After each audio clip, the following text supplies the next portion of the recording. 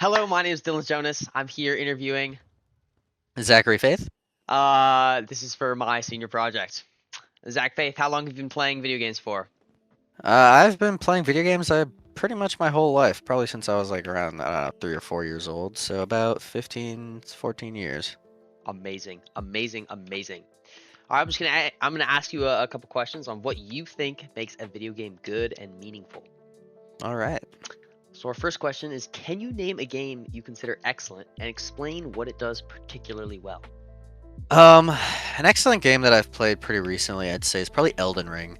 The game just does a fantastic job at giving you really difficult challenges, but then also giving multiple ways to really lessen the load of those challenges, or conversely, allowing you to face those challenges head on and really feel a good sense of accomplishment when you beat them. Interesting. I haven't played it yet, but it sounds cool. Okay, my second question, how important is gameplay compared to story, graphics, or sound? For me personally, I consider gameplay above all other aspects of a game.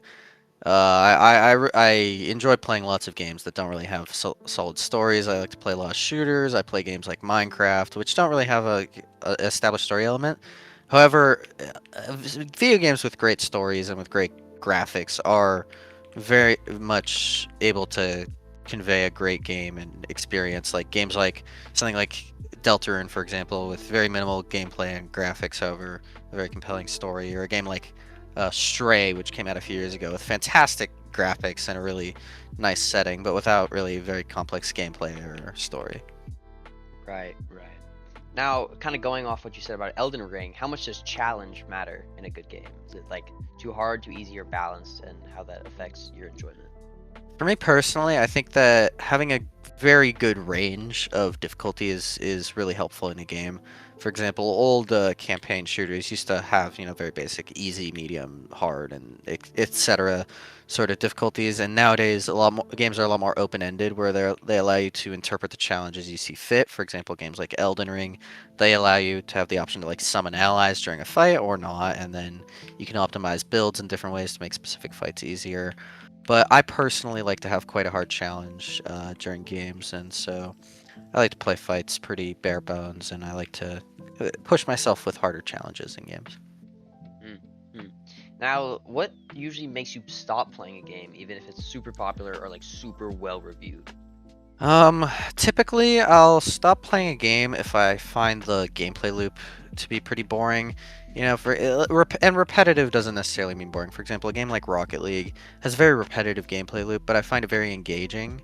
However, games that I've gotten bored of, for example, games like something like Roblox, for example, I find the gameplay loop just to typically be very lack a lot of depth, and you know, especially when a game has stuff like microtransactions, blocking game progression, things like that tend to make me stop playing games, just because I find them to, I don't want to engage too much with them. Right, right. And do you prefer games that focus more on competition, story, or exploration, or like things of that nature? Um, I I think generally I prefer games that have sort of a competition, whether it's against hard challenges like the AI or against other people. Like I like playing competitive games like Rocket League or Marvel Rivals, and then I like playing more challenging single player games like Elden Ring, and I want to get into some more Souls likes like Sekiro or Dark Armored Souls. Core, Armored Core. um, and how would you say like progression is important, such as leveling up skills, and then like also in that same vein, roguelikes, where you get reset every single time? I think that it entirely depends on the type of game. I think that in any sort of story or game or um, any sort of story or roguelike game, for example, I think having good progression is vital to the gameplay loop. For example, a game like Elden Ring, the progression is very satisfying, and a game like I haven't played much of it, but Hades I know has a very satisfying progression system and sort of leveling up, and the feeling of getting more powerful while still having stronger challenges ahead is I think almost integral to a good gameplay loop. However, there's a lot of games where the progression isn't as important as the skill development. For example, games like Rocket League or Counter Strike. which are still very popular and very fun games. But you don't really gain new skills or like you don't gain new abilities or anything any given time you play the game. It's simply a matter of refining the skills that are there.